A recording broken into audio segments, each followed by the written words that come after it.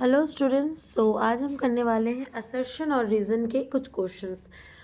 बेटा ये क्वेश्चंस आपके एग्ज़ाम में, बोर्ड एग्जामिनेशन में रिपीटेडली पूछे जाते हैं और स्टूडेंट्स को थोड़ा प्रॉब्लम होते हैं ये क्वेश्चन सॉल्व करने में। तो आइए आज हम करते हैं चैप्टर 2 नेशनलिज्म इन इंडिया के 10 असर्शन और रीज़न। तो बेटा इसमें देखिए, सबसे पहले आपको एक असर्शन दे दिया जाएगा और एक रीज़न दे दिया जाएगा, ठीक है। और आपके 4 ऑप्शंस रहेंगे, जिसमें पहला ऑप्शंस आपका रहेगा कि ए सही है और आर जो है वो ए का करेक्ट एक्सप्लेनेशन है, ये हो जाएगा ऑप्शन ए। ऑप्शन बी में आपको रहेगा बेटा A and R both are right, दोनों सही है, लेकिन आर जो है वो ए को सही से डिफाइन नहीं करता है, ठीक है। हमारा थर्ड ऑप्शन आएगा which is option C, A is true but R is false, ठीक है। और हमारा डी आएगा A is false and R is true, ठीक है। तो ऐसे आपके ऑप्शंस मिलेंगे। तो चलिए स्टार्ट करते हैं। पहला क्वेश्चन आप देखेंगे, इसमें है foreign goods were boycotted, liquor shops picketed and the foreign cloths burned in a huge bonfire. तो बच्चों ये नॉन कॉपरेशन मूवमेंट की बात की गई है, ठीक है। चलिए इसका रीज़न देखते हैं क्या है। Students and teachers begin trickling back to the government schools and lawyer join back working in the government court. तो बेटा अभी आप जैसे देख सकती है दोनों अपने अपने जगह पे सही हैं, ठीक है। दोनों नॉन कॉपरेशन मूवमेंट की ही बात की गई है, लेकिन इसमें जो आर है इज़ नॉट करेक्टली डिफाइनिंग और not correctly explaining option A. तो यहाँ पे हो जाएगा हमारा B, both A and R true but R is not the correct explanation of A. चलिए मूव करते हैं, क्वेश्चन नंबर 2 देखेंगे।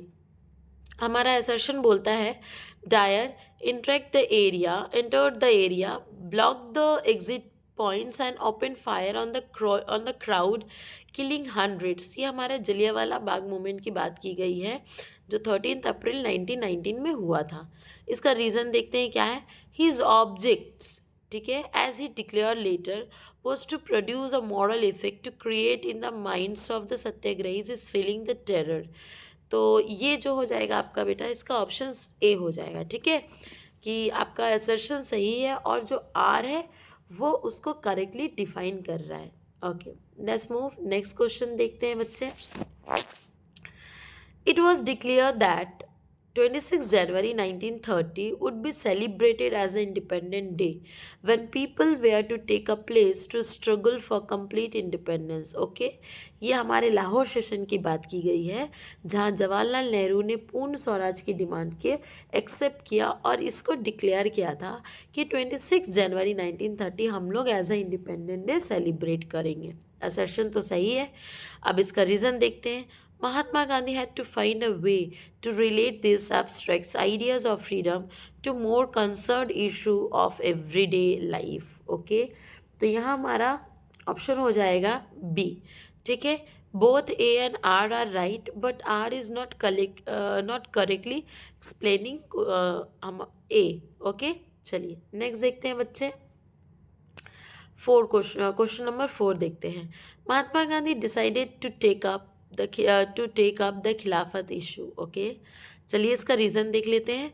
After many leaders were arrested, violent clash broke out at many places in India and women and childrens were beaten up, ठीक है। तो question number 4 का option होगा बेटा B.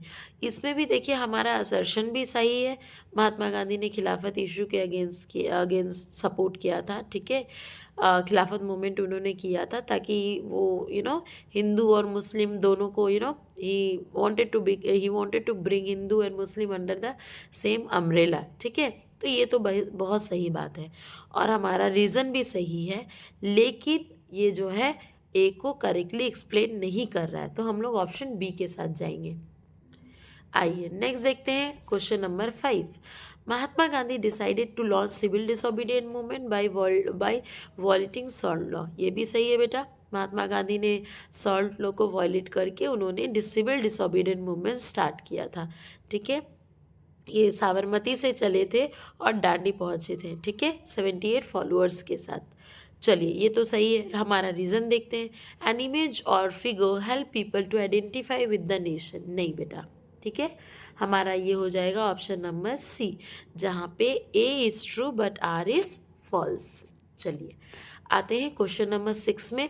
Mass processions were a common features of the Indian national movement. ये तो बिल्कुल सही बात है। ठीक है, जब हमारा इंडियन नेशनल मूवमेंट चल रहा था उसमें मास प्रोसेशन करना, मास प्रोटेस्ट करना, ब्रिटिश के अगेंस्ट नारे लगाना, ये सब बहुत कॉमन फीचर्स हो गया था। ठीक है, चलिए इसका रीज़न देख लेते हैं हम लोग। क्या है बेटा? People protest for the benefits of their respective social group. नहीं, ये गलत है। ठीक है, पीपल प्रोटेस्ट कर रहे थे, किस लिए कर रहे थे? हमारे नेशन को इंडिपेंडेंट बनाने के लिए, ना कि किसी सोशल ग्रुप को बेनिफिट दिखाने के लिए। ठीक है, तो इंडिपेंडेंस के लिए पीपल वेयर प्रोसेसिंग। ठीक है, तो यहाँ पे हमारा सी का ऑप्शन हो जाएगा, सॉरी, क्वेश्चन नंबर 6 का आंसर हो जाएगा option C, where A is true but R is false. ठीक है, चलिए नेक्स्ट देखते हैं हमारा क्वेश्चन नंबर 7। ठीक है, यहाँ पे असर्शन है the nation of the freedom were different for every social group. ये तो बिल्कुल सही है। रीज़न देखते हैं, every class and group feel the effects of colonialism differently. हमारा ये दोनों सही है। ठीक है, तो हो जाएगा बेटा both A and R true and R is correctly explaining of correct explanation of A. ठीक है, यहाँ क्या था, सारे सोशल ग्रुप जो थे ना हमारे, उसमें फ्रीडम का मतलब अलग अलग था। ठीक है, पीजेंट्स के लिए फ्रीडम का मतलब अलग था। ठीक है, हमारे ट्रेडर्स के लिए फ्रीडम का मतलब अलग था, वुमेन के लिए फ्रीडम का मतलब अलग था। ठीक है, तो सबके लिए फ्रीडम का मतलब अलग अलग था। क्यों? क्योंकि सारे लोग जो है ना, every class of the group fail the effects of socialism differently. सबके ऊपर जो सोशलिज्म का जो इफेक्ट्स था ना बेटा, वो अलग अलग था। कहीं पे कुछ लोग टैक्स से परेशान थे, कुछ लोग जो है इक्वालिटी नहीं मिल रही थी उससे परेशान थे। तो सब लोग अलग अलग तरीके से ब्रिटिश से अफेक्टेड थे। ठीक है, चलिए आते हैं क्वेश्चन नंबर 8 की तरफ। 8 में हमारा असर्शन है Mahatma Gandhi appeared as a new leader for the popular movement after the first world war. चलिए ये भी सही है। रीज़न देखते हैं, hardships as hoped ended after the war. ठीक है, तो 8 का आंसर हो जाएगा बेटा हमारा सी। ठीक है, A is true but R is false. चलिए क्वेश्चन नंबर 9 देखते हैं। असर्शन दिया है बेटा, Mahatma Gandhi return from South Africa to India in January 1916। Okay, reason पढ़ते हैं। Gandhi successfully fought racist regimes of South Africa with satyagraha and now he was back in India to apply the policy। ठीक है, इसका आंसर हो जाएगा हमारा बेटा D, where A is false R is true. क्यों फॉल्स हो जाएगा? बिकॉज महात्मा गांधी जनवरी 1915 में इंडिया रिटर्न आए थे, ना कि 1916 में। ठीक है, अगर बेटा यहाँ पे आपका क्वेश्चन में 1915 दे देता तो ये हमारा करेक्ट हो जाता। ठीक है, तो A is false and R is true. Option number D के साथ जाएंगे। चलिए क्वेश्चन नंबर 10 देखते हैं हम लोग बच्चे। क्वेश्चन नंबर 10 है, in 1917 Mahatma Gandhi travel to Champaran Bihar. बहुत सही है।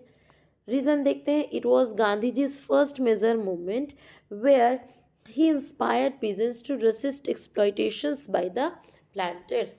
इसका बेटा हो जाएगा ए। ठीक है, ऑप्शन नंबर ए इसका आपका असर्शन। तो चलिए बच्चे, इसी के साथ हम अपना सेशन ख़त्म करते हैं एंड आई होप ये क्वेश्चंस आपको अपने प्रिपरेशन में हेल्प करेंगे। आप लोग अच्छे से पढ़ाई कीजिए, कोई भी प्रेशर लेने की ज़रूरत नहीं है। ठीक है, and I know you all are going to rock your board examinations. तो बाय बाय।